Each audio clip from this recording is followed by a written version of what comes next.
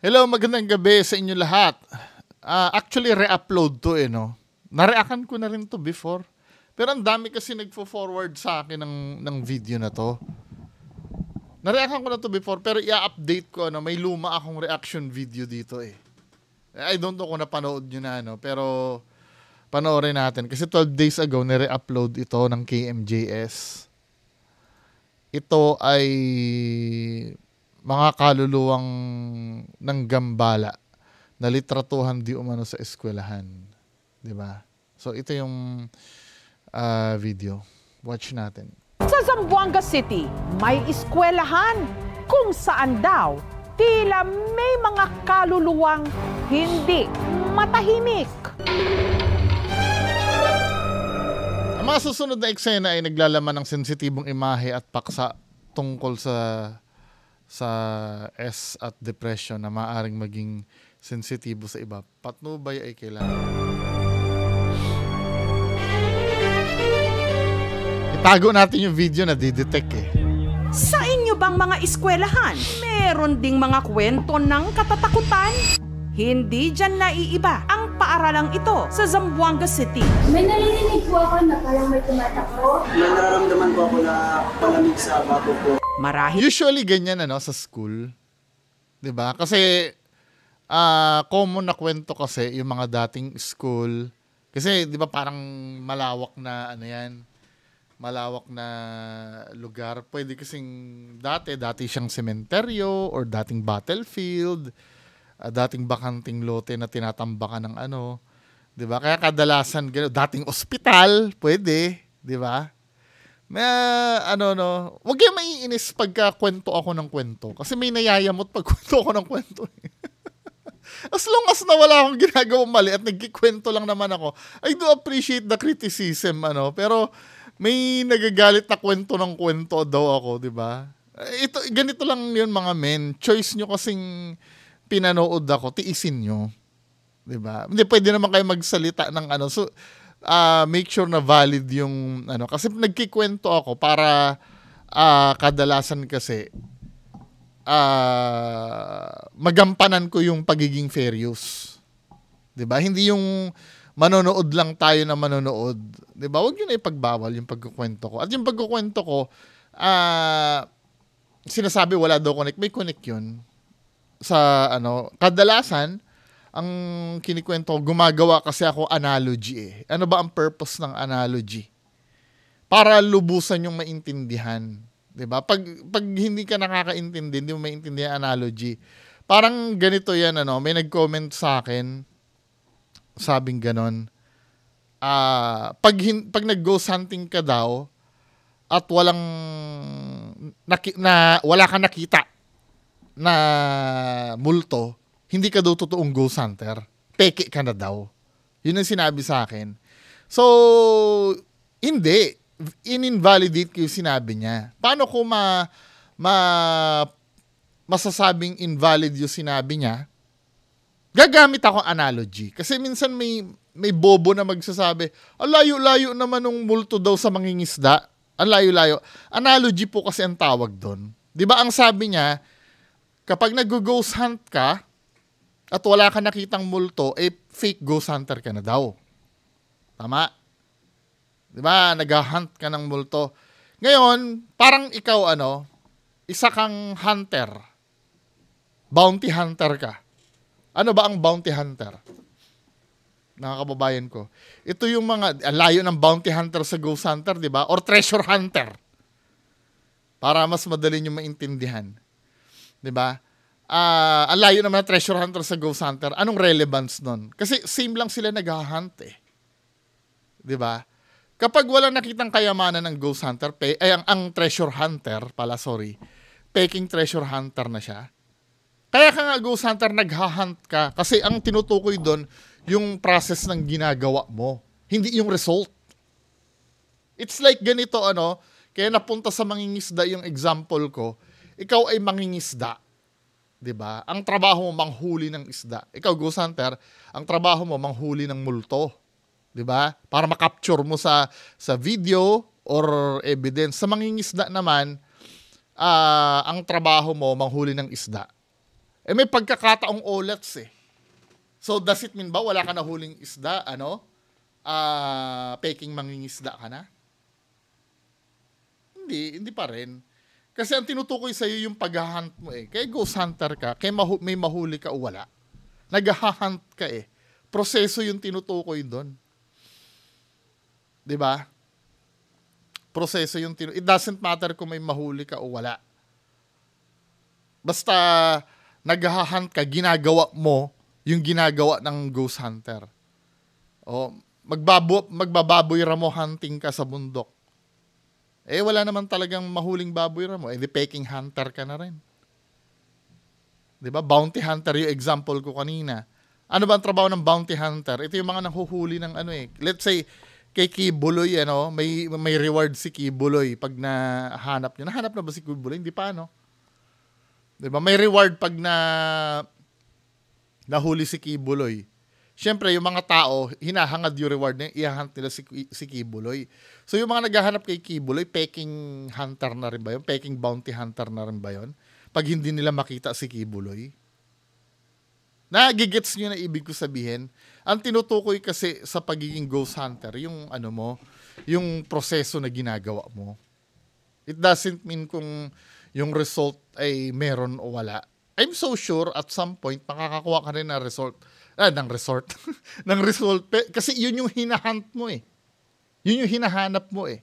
Eventually makakakita ka rin naman. Pero it doesn't mean na peke ka. Na magsasaka ka. Wala kang ani kasi binagyo yung peking magsasaka ka na rin. Hindi.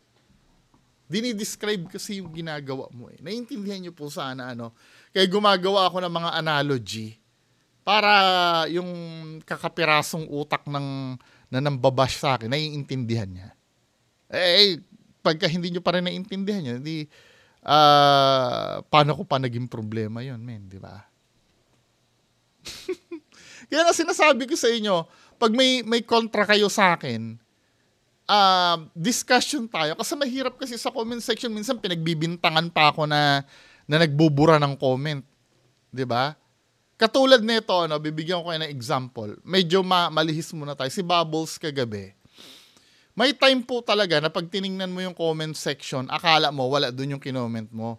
Pinagbintangan na naman ako na nagbura na naman ng niya, ng comment niya dahil guilty daw ako. Ito tingnan natin yung comment ni Bubbles. Bubbles, it's for you So, ito. Para maintindihan nyo yung medyo lalakbay muna tayo ng konti, i-as-is ko pala to. Hindi ko pala, kasi na-sort ko na eh.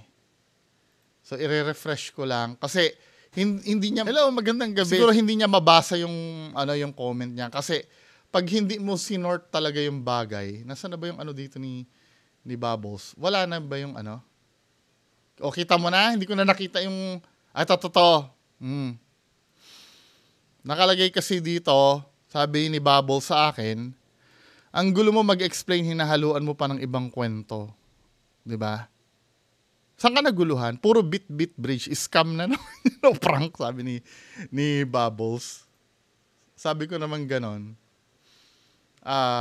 Andito yung comment mo, Bubbles, Tama ang gulo, sabi ko naman, yung parang bote ni Dax, sabi kong ganon. Kasi may video si Dax na naghihila ng bote eh. Nahalata mo talagang fake. 'Di ba? Dito kasi makikita mo, wala yung sinundan niya.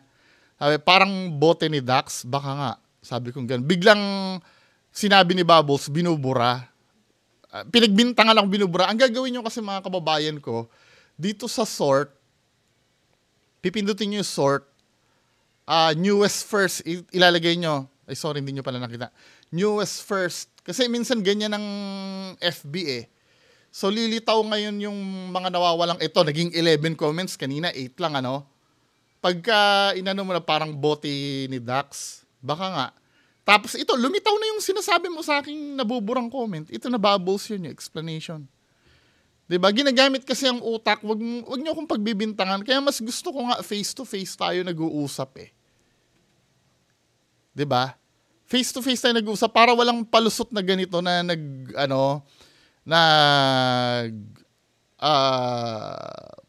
ano tawag dito? Na nagbubura ng comment. Ayan 2 beses ka nag-comment ng ganyan. Alam mo kung bakit binura ng ng YouTube 'yan? Ang algorithm kasi ng YouTube, pagka na-detect niya na parang parehas yung sinasabi mo, flooding kasi ito. Meron din pag na-detect ng YouTube na pagmumura yung ginawa mo in English, niya, hinahide niya rin, pero wala akong kasalanan dyan. Ayan sabi niyang gano'n, uulitin natin ang gulo mo mag-explain, sir.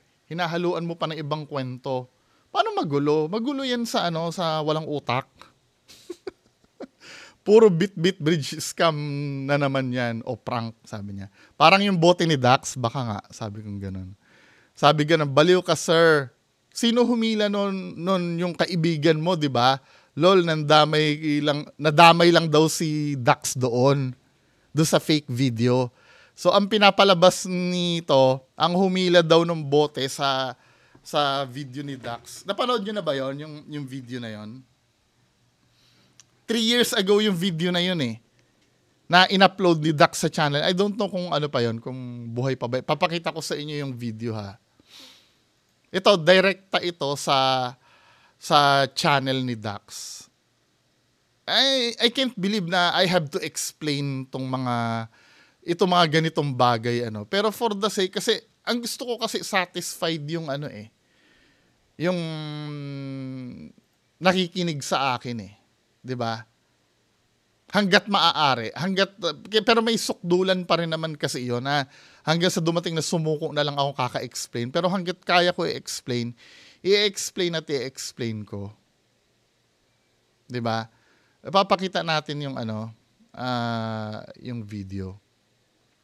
Kung saan ito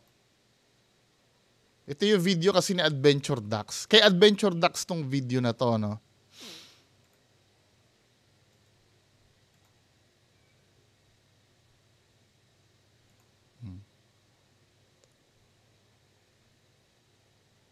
Paano ba Ito, nakita ko na yung video. Wait lang ha. Maano ba yung ito? So ito kasi dinebunk ito ni Boss Smokey. Itong video na to. Hello YouTube. Ito yung link ng video na yon. Yan. Ang title, Ghost Presence 20 Years Abandoned. Sa channel ni Adventure Dax to mga men ha. Sa channel ni Adventure Dax. So ito yung simula ng video. Shit. 'Di ba may bumatong bumato daw yung bote.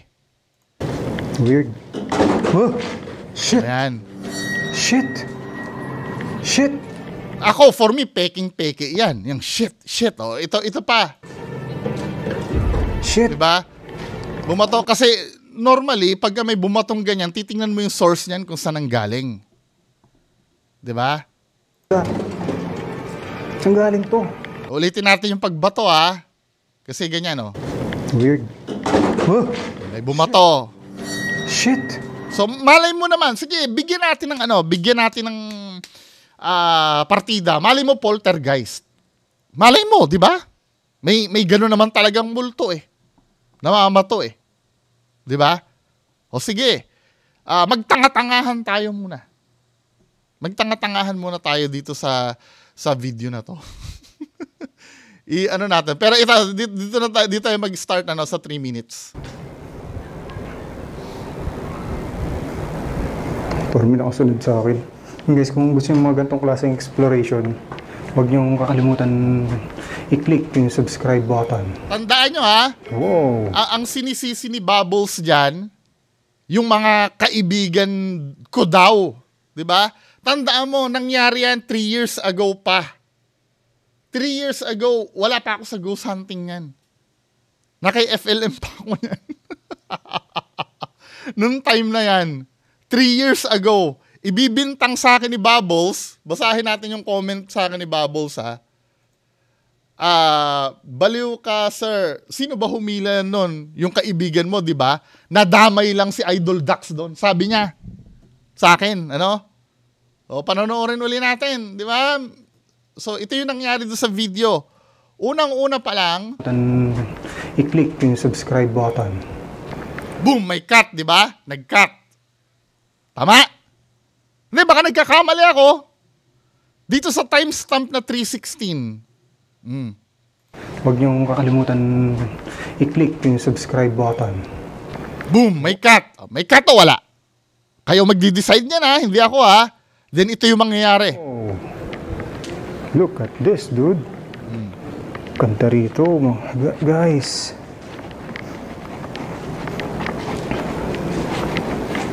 Ganda. O may cut uli. May cut uli o wala? Kasi usually, dapat continuous yan eh. May cut o wala?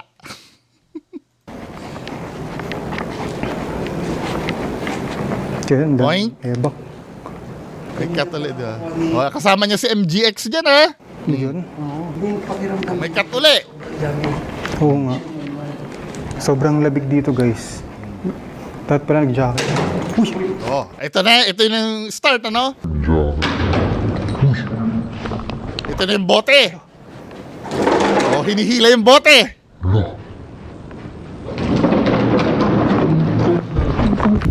Oh, may cut na naman uli.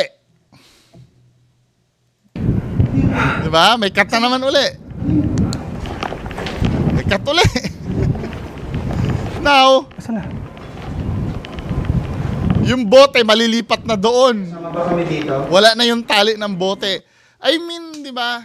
Ako, hindi, kayo. Sige, i-ano nyo to. Ako, ilalaban kong fake ito. Yan. Hala.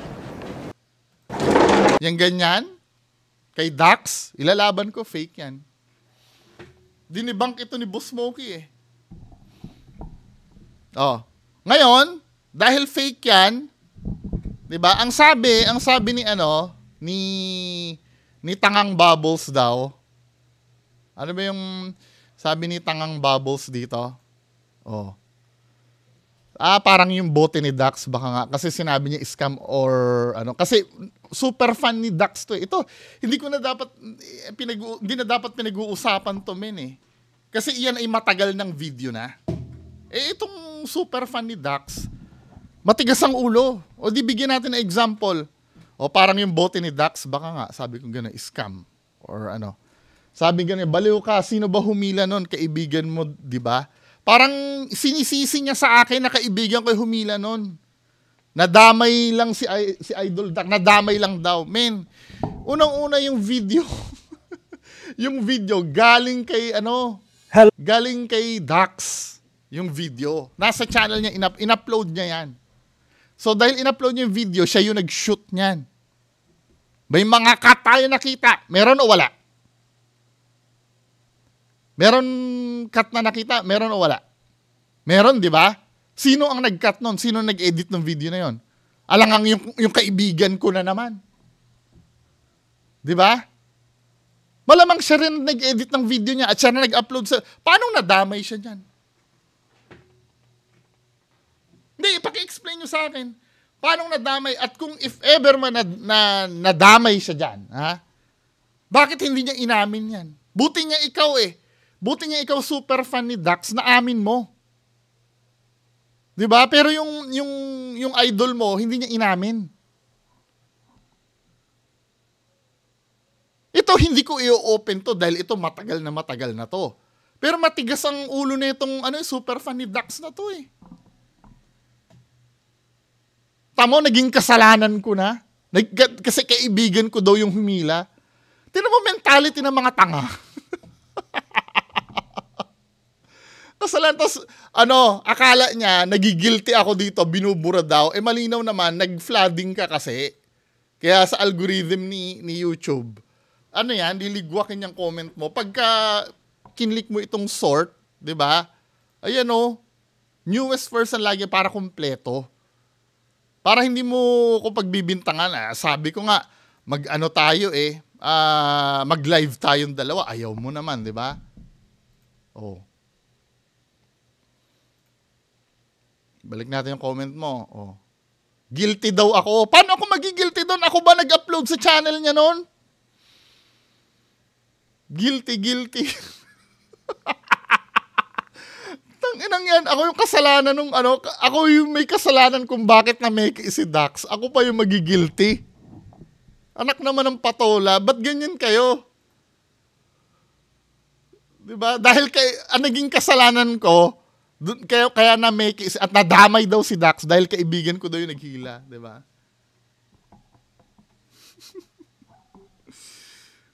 Ay, nako.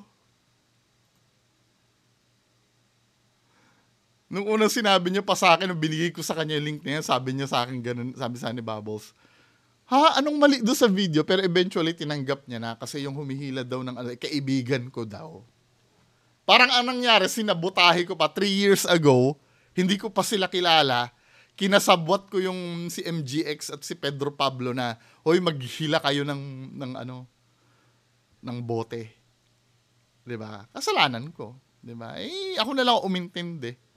Anyway, balik tayo. Hindi, ito yung sinasabi ko sa inyo, wag niyo kong papalagan kung hindi naman kayo makaka-survive sa akin.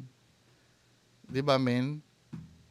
Ang nangyayari kasi, ang sisitahin nyo sa akin, ang gulo mo mag-explain, hindi mo naman in-identify kung saan doon ang magulo para maipaliwanag ko para sa'yo. Diba? Anyway, balik tayo dito sa kapuso mo. Play natin ulit. Ilang minutes yon? Okay, naabot tayong 21 minutes. Sasabihin ng iba, baka stressed o pagod lang ang mga teacher at estudyante. Pero paano kung ang kanilang pinagkukwentuhan bigla nang nalitratuhan? Sa mga hindi agad naniniwala, titigang maigi ang litratong ito. Unang theory ko kasi, ganito, yan ay totoong tao. Doon sa unang reaction video ko, totoong tao yan. Nagkataon lang, nung time na yan, ay nakaupo siya sa malayo. Diba? Just imagine, alisin muna natin yung pag-iisip na ito ay paranormal. I-zoom ko lang, In reality, nakakatakot talaga na ganito yung itsura. Diba? Pucha, may nakuhanan ka. Lalo na kung ang testimonya pa ay, walang tao nung time na yan. Alam nyo kung bakit ito na yung nagiging purpose nung pamimeke ko, nameke ako dun sa abandoned, Di ba napanood nyo ba yon? 1 week kung hindi inamin. Di ba? 1 week kung hindi inamin yung shadow to show you na kayang-kaya kong gawin yan. Di ba? Kaya kong gawin yan, men. Marami nga napamangha dun Kahit nga yung basher ko, in denial na Di ba? So, nung feeling ko ito, totoong nakuhanan to kasi may reflection sa sahig Totoong tao to. Nagkataon lang na low light nung syempre ganyan naman talaga. Kung tutol kayo sa sinasabi ko, let's say, sige, okay, hindi yan totoong tao, Anong magiging itsura ng tao pagka totoong tao, paupuin mo dyan, picturean mo ng ganyan din kadilim? Ano magiging itsura? Imposible, siya lang yung magiging makulay, yung background niya, pitch black. Imposible yun. Kasi kung uupo siya dyan, magiging kakulay niya rin background. Diba? Ganyan ang itsura. Pag totoong tao, yun na picturean. Feeling ko totoong tao to. Dulo ng pasilyo. May napansin din ba kayong parang nakaupong lalaki? Baka naman likha lang ito ng malikot nating... Meron, kasi totoong tao yan. Ang nalitratuhan namang tila nakadung... Ito naman. Ito naman, nung unang reaction video ko dito, missed opportunity to Dapat, pagdating sa umaga, nireplicate nila yung kuha. Feeling ko nga ito poster to Kasi kung makikita mo, sa pader, kung creepy siya, creepy talaga. Nakakatakot. 'Di ba? Pero feeling ko bahagi ito ng pader poster ito or something na nasa pader. Dapat nga nireplicate nila yan kung saan nila nakuhanan yan eh. Nireplicate nila yan eh. Di ba mga men? Feeling ko poster yan sa pader kasi kung makikita mo may parang maaninagan ka pa dito. Oh. Wait lang ha. Kung makikita mo ha, parang may maaninagan ka pang guhit dyan. Oh. Ano ko ha. Ayan oh. Kung makikita mo parang may outline ka pang mahahagip. Diba? Feeling ko poster yan or basta nasa wall yan. Feeling ko lang. Ayun, kung totoong multo yan, wala naman ako magagawa. Diba? Sa kanilang school building, parang babaeng nakaputi.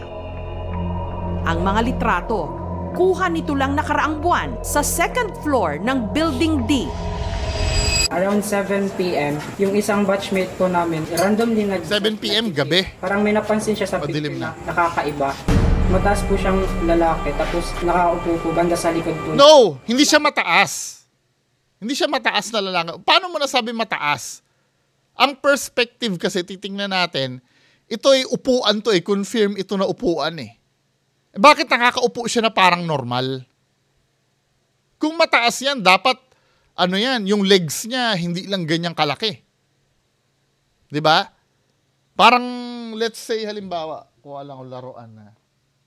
Kung malaki yan, dapat ang upuan niyan, yung maliit lang talaga. As in, halimbawa, ito ano, ito yung upuan mismo. Halos ganito kalaki dapat yan, kung malaking tao yan. Eh, sakto lang sa upuan eh. Hindi, kukontra ba kayo sa akin? Tama lang yung size ng tao, hindi siya malaki. Lang po yung nakikita ko sa mukha. Balahibo ko na, ay parang totoo ito. Tatakot na po ako kasi ang uwian namin gabi na baka magparamdam na naman siya ulit. Noon po kasi morning shift po kami. Pumupunta po ako ng 4 a.m. or 3 a.m. po dito. Paminsan nakakarinig po ako ng footstep dito po sa may D16 po. Totoo nga naman, malay mo may hunting dyan. Totoo nga naman, ano. Kasi naniniwala naman ako kahit sa lugar, kahit dito sa bahay.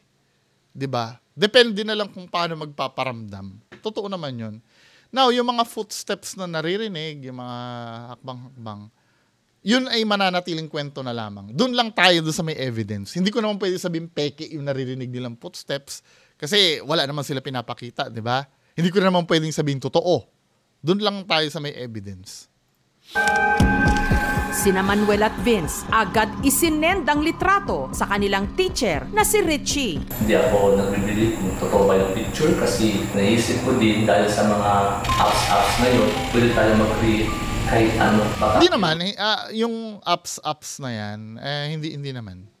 Diba? Alata mo naman fake. Ito mukhang totoo naman to. Pero nabilib ako una-una dahil si Manuel isang sakristan at kilala ko tong bata. Hindi yan nagsisinungaling. si Richie mas naging bukas sa pagkukwento. Totoo naman yung ano yung Po kasi picture. may experience ako dati dito. Nagsimula raw ang lahat nung inassign siya taong 2021 sa isang silid sa Building D. Early morning, pumasok ko sa school. Pagpasok ko dito sa classroom ko, walang tao. Ako pa lang. Then sa likod ko, may upuan talaga na move. At hindi raw yon ang una't huling pagkakataon na para bang may nagpapapansin kay Teacher Richie. Pupunta sana ako doon. Ito ano, pag nagkikwento, ito let's say si teacher ano. Bagamat hindi ko naman siya kilala, 'di ba? Hindi ko naman alam ang history niya dahil teacher siya, 'di ba? Magkakaroon ako ng confidence sa sinasabi niya. Kasi teacher siya eh. Ganun nagwo-work ang tiwala ng tao at yung credibility. 'Di ba? Ito, hindi ko lang natuloy. Takot ko kasi nakita ko talagang anino ng bata tumakbo doon. Ang sinasabing misteryosong babae. Ang siya naman daw na litratuhan ng isa pang estudyante. Kung totoo man 'yon, ano, kung totoo man 'to, ang haba kasi ng liig nito. Ang siya naman daw na litratu. Ang haba kasi ng liig nito eh. 'Di ba? Ang weirdo naman. Hindi, malay mo ganyan talaga spirits, ano. Pero feeling ko talaga poster ito sa wall. Kung marereplicate nila yung shot na yan ng umaga, tapos wala namang makikita dyan, abay, kababalaghan nga yun. 'Di ba? Kababalaghan nga yun. For me. I don't know kung paano, anong level pa ng debunking ang gagawin doon. Pero as long as na hindi nila i-replicate yan sa umaga or sa ano, may reservations pa rin ako. Actually nga, kahit na wala naman nakalagay sa umaga, pwede pa rin ako mag-isip ng ikaka-skeptic ko eh. Pero yun na lang ang binibigay ko. Tatanggapin ko na may possibilities na paranormal to pag nireplicate nila sa umaga at wala nakita. Tuhan ng isa pang estudyante. Ganun talaga dapat mag-investigate, mga kababayan ko. Dapat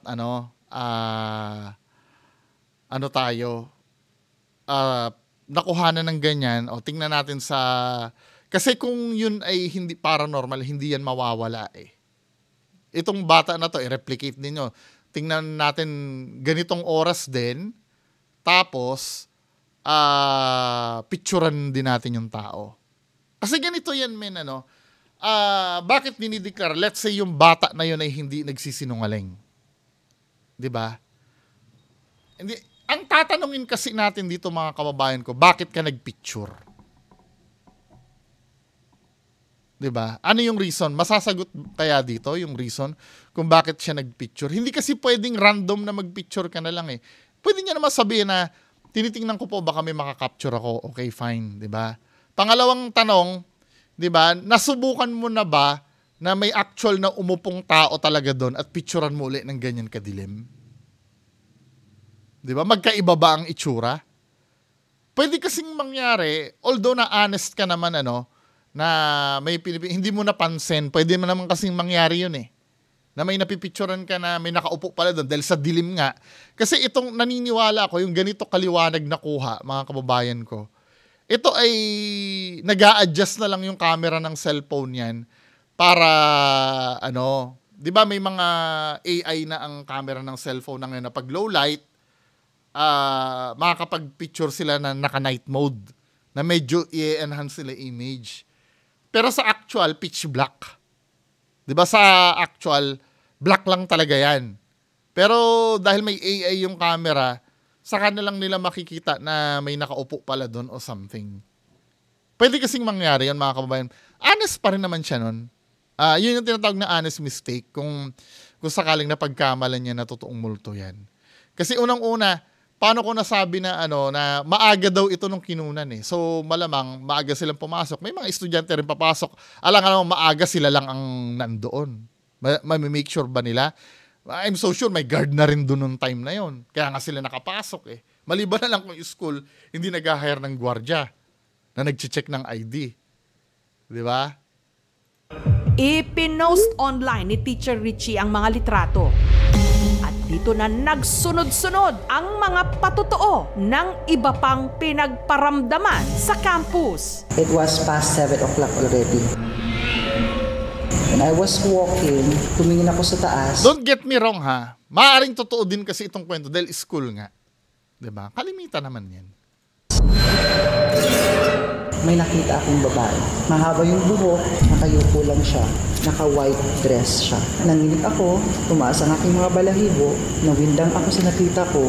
Ang utility personnel namang si Erlinda, madalas din daw pakitaan ng misteryosong babae. Punas ako ng inodoro, tapos bigla nagtuktok sa pinto.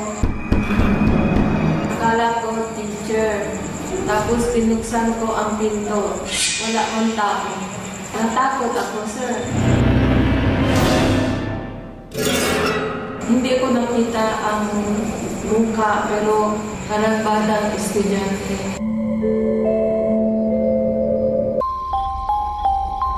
Para mabigyang linaw ang misteryo ng mga di umano, hindi matahimik na kaluluwa sa campus. Itong Biyernes, tumungo pa Zamboanga City ang mga paranormal investigator, sina Joshua at Glacy Ann. Uy! SLS, ito yung totoong SLS. Hindi yung phone apps. Kasi ang ginagamit nito yung sensor ng Xbox Kinect eh. Yan ang totoong SLS. Pagpasok pa lang nila sa Structured building, light sensor. sina Joshua at Gracie Ann, agad daw na may naramdaman.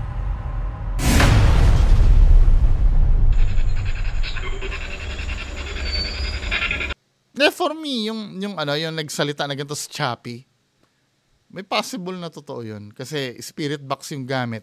Pag nag-chop kasi yun, ibig sabihin, 3 or 5 radio stations ang tinalbogan nun. Kasi may mga may mga theory na pag nag-on ka ng spirit box, ang nasasagap lang naman daw nun ay radio station na nagsasalita, yung DJ. Totoo naman, pwede naman yon. Kaya nga ang nangyayari dyan, binibilisan yung sweep niyan eh. Para imposibleng may mabuong sentence or may mabuong word. Kasi pag may nabuong word dyan, tapos ang tinalunan ay 3 station o mas maganda kung 5 station yung tinalunan at 1 sentence yung sinabi, that's something. Diba? Pero nasa sa inyo pa rin naman. Depende kung paano nyo tatanggapin yung explanation. Hindi ko masyado maintindihan sa lingwahe dito, sir. Pwede ko po kayo kausapin, may marunong po dito sa lingwahe nyo.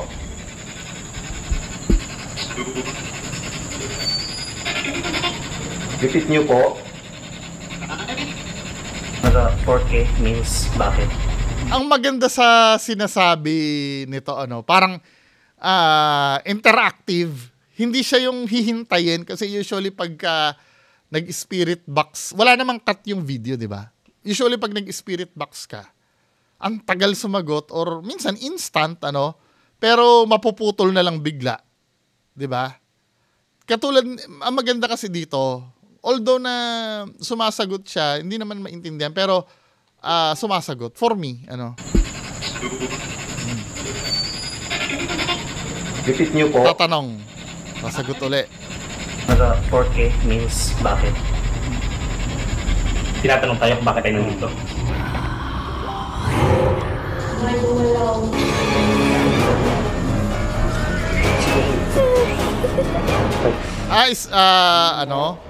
May motion na na-detect yung catball. Ako hindi ako sa doon sa bola na yan. Hindi ako talaga dyan. Kasi may time kasi na na may may nag-debunk niyan sa sa YouTube channel. Nakalimutan ko na yung i-share ko yung link pag nakita ako. Yan kasing yan kasing catball na yan. 'Di ba? Iilaw yan pag gumalaw.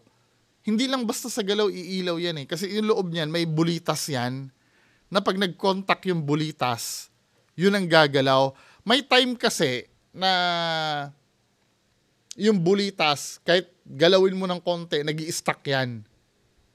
Paano ba i-explain dito, In-explain nung Kaya wala akong tiwala dyan Maring pwede namang gamitin, pero hindi talaga siya, ito yung bulitas kasi niyan, hindi naman perfect circle Parang hinulma lang yung bulitas niyan. Paano ko ba i-explain para maintindihan nyo? Huhugot ako ng Microsoft Paint, Kaya para sa akin, debunkable ang spirit ball, So, ito, sa loob niyan, ng bola na yan, ito yung bola. Hanapin nyo nga yung video na yun. Meron niyang parang sa loob, may sensor yan Ito yung parang sensor niya. Meron siyang bulitas sa loob. Pag ginalaw mo itong bola, gagalaw ito, lilipat ito sa kabila, magkakaroon ng contact, iilaw. Iilaw yan. May chance kasi mga kababayan ko na, halimbawa, ginalaw mo yan, iilaw yan, dito lang siya sa gitna, may stuck siya dito sa gitna. Diba? Then habang nakaposition siya, habang nagtatanong-tanong kayo, halimbawa, biglang maglulus ito, babagsak ito, Another movement na naman yon. Iilaw yung bola. Hindi siya dahil sa paranormal. Higit yun na ibig ko sabihin. Kasi ano lang to eh, yung lagayan ng bola niyan, maliit din lang eh. Yung tube. Pag ginalaw mo yan, konting galaw niyan iilaw. May stuck yan minsan sa gitna. Or minsan nga, kahit galawin mo yan, hindi yan iilaw, nandun lang siya eh. Then pag iniwan mo yan, syempre due to gravity, babagsak yung bulitas. Magkakaroon ng movement. Kaya inconclusive pag spirit ball ang ginagamit. For me, Pero kung gusto nyo, nakaka-add naman ng thrill talaga yon, hindi nyo naman kasalanan kung ganun ang nangyari sa spirit ball, syempre, added entertainment na rin. Pero kung magsiseryoso kayo, hindi ako, sa spirit ball. Bagamat may chance na baka nga naman totoo, na ginalaw siya ng poltergeist. Siguro nasa, yung paranormal, accuracy nito, yung accuracy niyang spirit ball, for me, nasa 10 to 15% lang. Unless na talaga nakita mo yung bola na tumalsik. Yun, pwede. Mas maganda pa nga, naiisip ko, mas maganda pa nga na pan-detect sa bote ng mineral water, maglagay ka ng ping-pong ball dun eh. Yun, pag tinulak talaga yon, may multo talaga dun. Gagalaw yun eh. 'Di ba sa bunganga ng bote ng mineral water, lagay ka ng ping-pong doon. Or yung ginawa namin sa Villa Epipania na stick na nakaganon, na pag natumba, pwede mo isipin na may nagmanipula nun, 'di ba? Pero ito men, 'di ba? I'm so sorry yung mga hindi ako sa spirit ball. Yung EMF na tumaas yung frequency, kasi dito talaga sa hallway na talaga. Wait. Ang sinasabi niya ba, EMF yung nagkukos nung motion ball? Hindi, ito pa, pwede maging valid yung motion ball na yan na umilaw kung may katabi siyang EMF meter, pumalo yung EMF meter. Pero ano yung sinasabi niyang EMF? Ano yun po? May motion na na-detect yung cat ball. Yung EMF na tumaas yung frequency. May EMF meter sa gilid. Well, pwede naman yun. Kung sabay, umilaw yung motion ball na validate ng EMF meter na mayroong presence doon. Diba? Dito talaga sa hallway na talaga. Kaya lang, yung pag-ilaw kaya niya, nakakapag-emit din kaya ng electromagnetic field yan. Wala na yung ganyan ko, pinamigay ko na yung ganyan ko eh.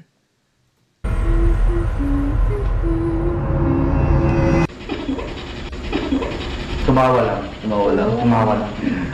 May ustedes ko sa Quiere Hablar, mensahe, or ayuda.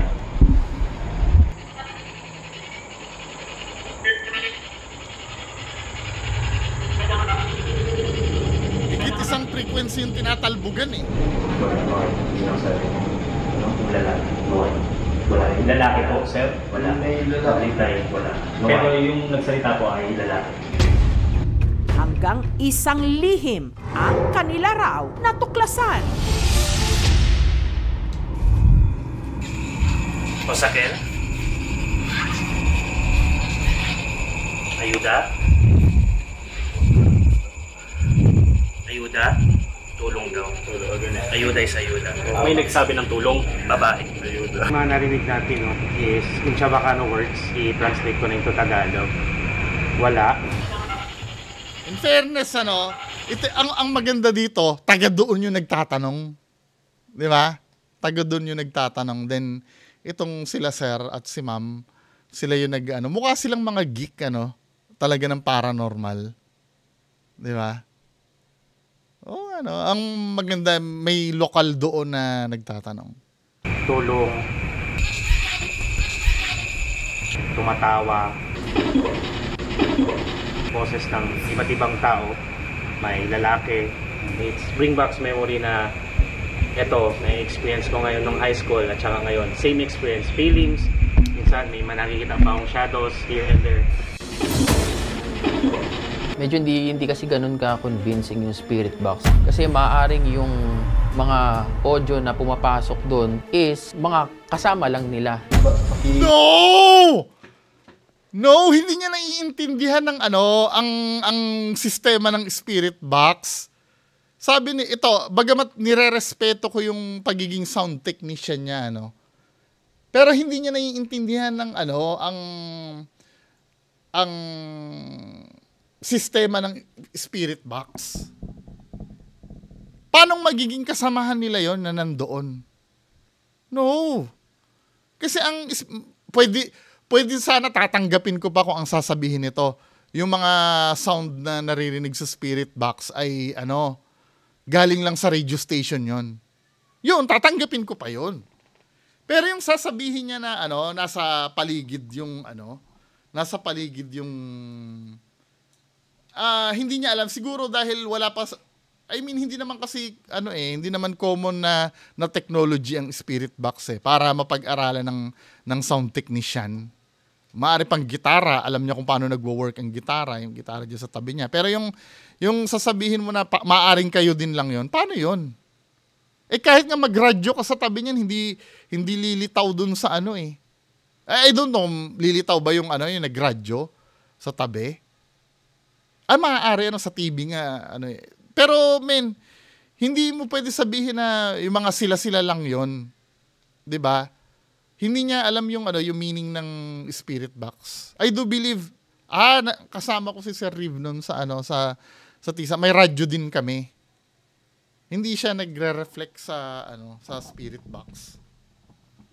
Yung mga transistor radio siguro, kung nagkataon na same frequency yung kasi hindi kasi siya magre-reflect sa radio. Alam mo kung bakit? Ito yung naisip ko yung two-way radio sinasabi ko baka kasi ang iniisip ni Kuya ganito.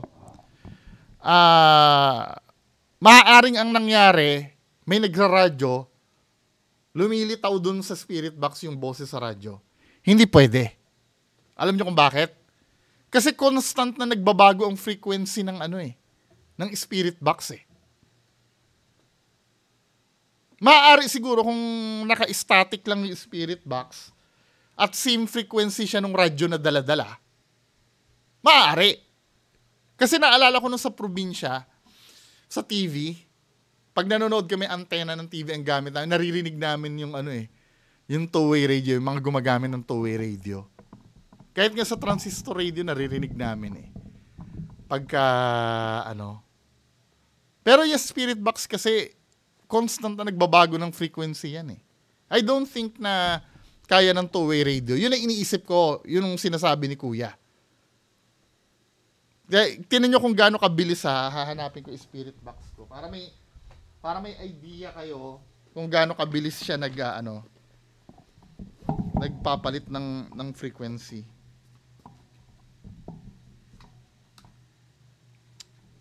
Ako yung battery, wala. Hanapin ko pa yung battery Pag inon mo kasi ito, 100 milliseconds kasi, nagpapalit siya. As in, ang bilis. Kaya nga naririnig nyo, ganon yun. Hindi mahahabol ng two-way radio yun. Now, hindi ko nakikita kung saan nakuha ni audio technician na pwedeng pwedeng sila-sila rin lang. 'Di ba? Kita pa ang shadows here and there. Medyo hindi kasi ganun ka-convincing yung spirit box. Kasi maaaring yung mga audio na pumapasok doon is mga kasama lang nila. Ibalik mo. Paano, dapat in-explain niya yon para naintindihan natin paano kasama lang nila. Yung mga audio daw na parang kasama lang daw nila. What do you mean?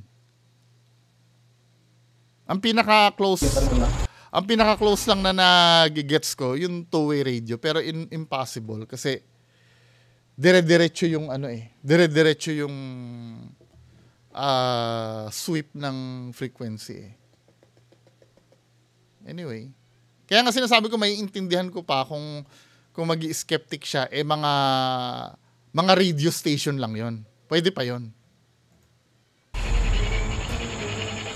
may mga maririnig ka doon na parang malayo, malapit, o yung nga, may nagtsatsabakano pa nga na nagsasalita. Kung entity yun, hindi yun ganun ka-fluent magsalita eh. Pwede pang depensa sana eh. Ang mga pang-debunk kasi sa spirit box, kahit nga si Mythos Paranormal, skeptic din yun eh. Dinidebunk ng spirit box eh. Never niya sinabi yung two-way radio na yan. Dahil alam niya yung sistema eh. Ang mga debunk niya, pwede kasing ang mangyari, radio station, yung katulad na sinasabi ko. Pangalawa, sounds alike. Sounds alike na yun ang naiintindihan natin. Let's say, halimbawa, ang totoong tunog sa spirit box ay dance, kasama ko si Sir Lance, pwedeng ang marinig ko, Lance yun. Diba? Pero yung sinasabi niya na, yung, hindi niya naiintindihan yung spirit box. I'm so sorry. Diba?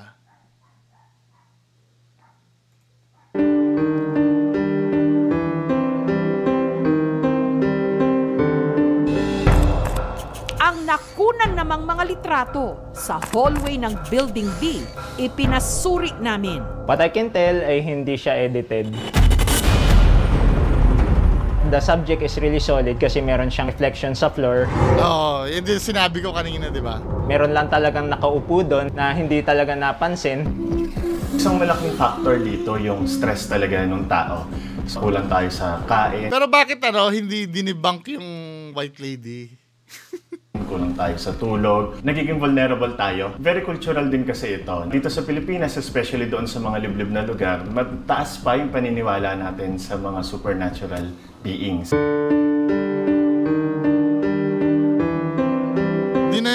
Di na dinibunk yung white lady, no? My main intention to let the students be aware na kailangan natin talaga increase our faith sa may kapal. Kasi karamihan ngayon, mga kabataan, hindi na marunong magdasal. Oo nga, hindi na kayo nagdadasal. Ginangayata ng buhay eskwela ang mga kwento. Pag magdadasal kayo, tuwing kailan lang ba kayo nagdadasal? Kapag pagka nangangailangan kayo? Mahiya naman kayo sa balat nyo, di ba? Kahit ako for me, hindi naman ako araw-araw nagdadasal. Yung kahit ba man lang na may matanggap akong biyaya, yung iisipin ko, ay God, maraming salamat. Malaking tulong po ito. Salamat, salamat. Kahit doon man lang, pag may natanggap ka, okay na yon, di ba? Or feeling mo, siniswerte ka ngayong araw na to, o bigla naalala mo ang Diyos. Not necessarily araw-araw ka magdasal. Mas maganda sana kung araw-araw, ha? Pero kung syempre, nakakalimutan natin minsan, pero halimbawa kung naisip mo man lang ang Diyos, uy, God, salamat dahil buhay ako ngayon. Or halimbawa, may natanggap kang biyaya, wag mo namang kalilimutan, uy, thank you po. Thank you, God, sa blessing na binigay mo sa amin. Diba? At minsan, may something in me na, halimbawa, matagal ako hindi nagdasal, then nagkaroon ako ng problem. Alam mo, parang nahihiya akong humingi ng tulong. Alam ko Diyos, wala lang sa kanya yon. Alam ko naman. Pero, kasi ko yan sa nanay ko di ba? Pagka, hindi kasi ako pala hingi sa magulang ko. Nangungupit ako nun dati. Hindi ko dinideny, syempre, di ba? Nangungupit ako. Pero yung, halimbawa, manghihingi ako sa nanay, lalo na nung bumukod na ako, di ba? Nahihiya ako. Yung manghingi, nahihiya talaga ako. Manghingi sa nanay ko. Kaya halimbawa pag nagkaroon ako ng problem, tapos hindi lang financial na nahihiya din akong humiling sa Diyos Una muna lalambing-lambingin ko muna na, God, kamusta na kayo? Iniisip ko na kaagad, sinasabi sa akin, gago ka ngayon ka lang lalapit pagka may problema ka. Kaya minsan nakakahiya din. Kaya sinasabi ko sa inyo na wag lang tuwing nangangailangan tayong tulong. Basta, hindi naman araw-araw for me. For me hindi naman kailangan kung talaga nakakalimutan mo naman, hindi naman kita masisisi. Pero yung makatanggap ka man lang ng blessing, kahit ibulong mo man lang, uy, salamat po God, salamat po. Ganun lang. Sapat na siguro yun. Ano, para kahit pa, although na hindi naman kailangan ng Diyos ng pasasalamat natin, at least maramdaman man lang niya siguro na nire-recognize natin siya. No? Anyway, mga kababayan ko, yan lang po muna. Maraming salamat. Bye-bye.